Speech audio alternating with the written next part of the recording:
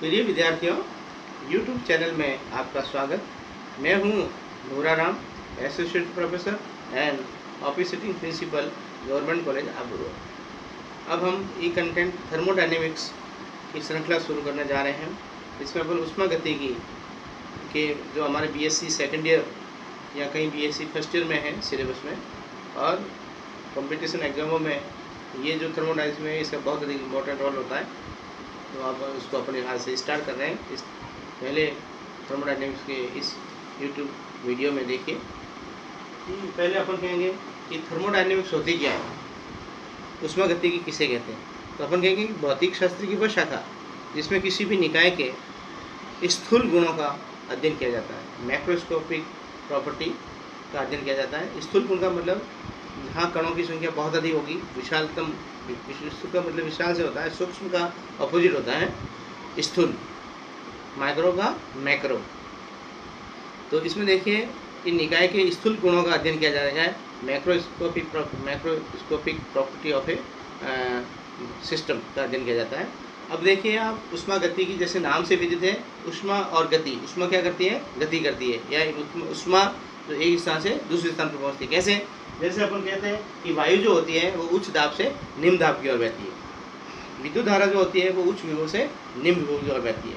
इसी प्रकार जो ऊष्मा है वो क्या करेगी? उच्च ताप से निम्न ताप की ओर बहती है। और ऊष्मा का बहना, ऊष्मा की गति करना, जिसका इसमें अपन अध्ययन करेंगे, उसको कहते हैं ऊष्मा गतिकी।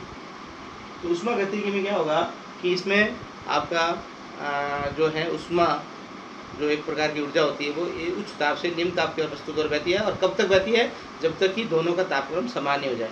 जब दो वस्तुओं का तापक्रम समान होगा तो अपन कहेंगे वो दोनों वस्तुएं तापीय साम्य अवस्था में आ गई, या वो किस में आ गई? ऊष्मागतिकी साम्य में आ गई, या वो आपस में ऊष्मीय संतुलन में हो गई।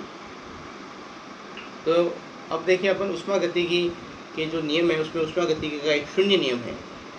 आप कहेंगे सर निकाय क्या होता है? तो निकाय अपन कहेंगे कि एक ऐसा परीक्षणाधीन कोई क्षेत्र होता है जिसमें किसी पदार्थ का अध्ययन किया जाता है, उसको अपन कहते हैं निकाय।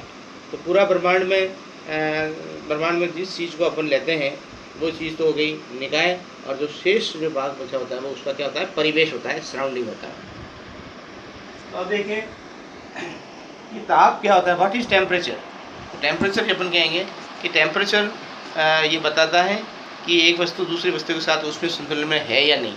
यदि दोनों वस्तुओं का तापक्रम समान है तो वो उसमें संतुलन में होगी। दूसरा अपन कहते हैं कि कोई ताप ये बताता है कि कोई वस्तु कितनी गर्म है या कितनी ठंडी है। तो ये अपने जो उसमें संतुलन होता है वो ऊष्मागतिकी का जो शून्य नियम है वो ताप की परिभाषा देगा। कैसे देगा कि ऊष्मागतिकी का शून्य नियम क्या होता है कि यदि दो निकाय हैं तो किसी तीसरे निकाय के साथ अलग अलग उसमें संतुलन में है तो वो आपस में भी उसमें संतुलन में होंगे। यानी आपके पास तीन चीज़ें हैं। पहली वस्तु का तीसरी वस्तु का उसमें संतुलन में है, और पहली और तीसरी उसमें संतुलन में है, और दूसरी और तीसरी उसमें संतुलन में है। तो पहली और दूसरी दोनों का टेम्परेचर समान होगा। इसलिए ऊष्मागतिकी का शून्य नियम है जिसको फाउलर ने प्रतिपादित किया था। अब देखिए आप, फर्स्ट लॉ ऑफ थर्मोडायनेमिक्स, ऊष्मागतिकी का प्रथम नियम में यह होता है कि किसी निकाय को अपन ऊष्मा देते हैं तो निकाय वो ऊष्मा दो प्रकार के कार्य करती है। एक तो निकाय की आंतरिक ऊर्जा में वृद्धि करती है, और दूसरा वो क्या करती है कि वायुमंडल के विरुद्ध बाह्य कार्य करती है। वायुमंडल दाब के विरुद्ध बाह्य कार्य करती है। यानी किसी निकाय को दी गई ऊष्मा उस निकाय की आंतरिक ऊर्जा में वृद्धि करने और शेष बाह्य कार्य करने में खर्च होती है।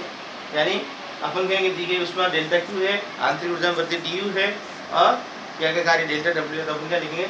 डेल्टा क्यू बराबर D you plus delta W है। जहाँ के कार्यों को ऊष्मागतिकी में के कार्य का सूत्र आप जानते हैं, पी डी वी, या इंटीग्रेशन ऑफ वॉल्यूम V1 से V2 पी डी वी होता है।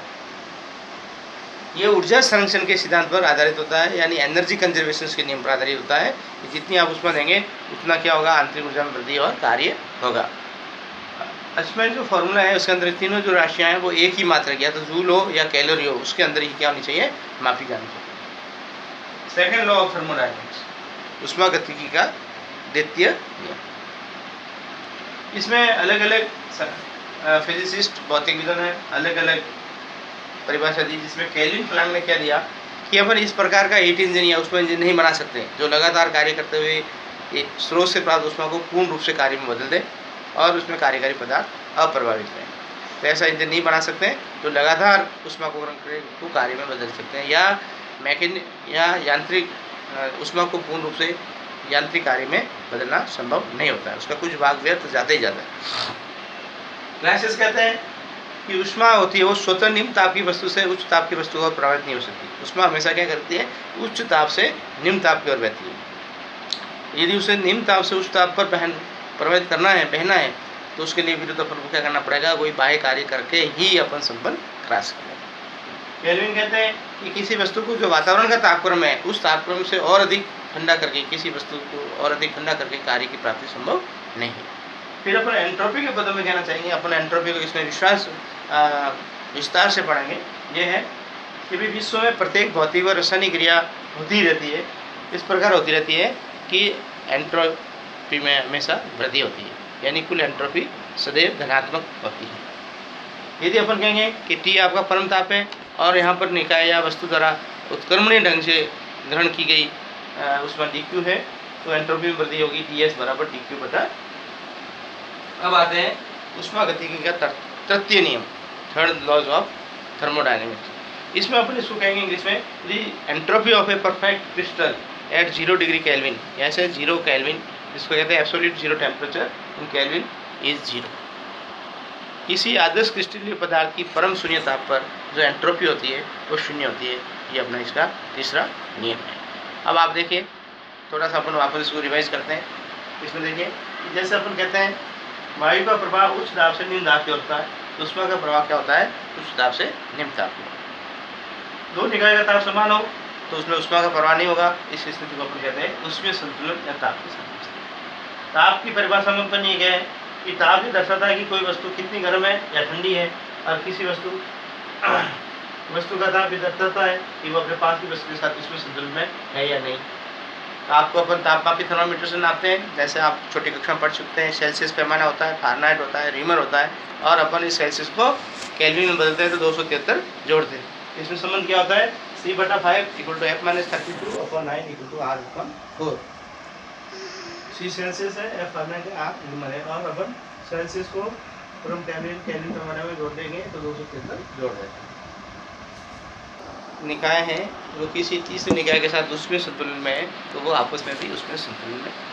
If two system are separately thermal equilibrium with the third system, then the two system of first also it will be in thermal equilibrium.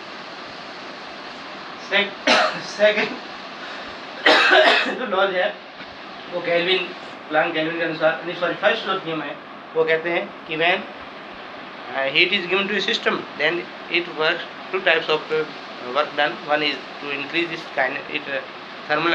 internal energy and expand in doing external work.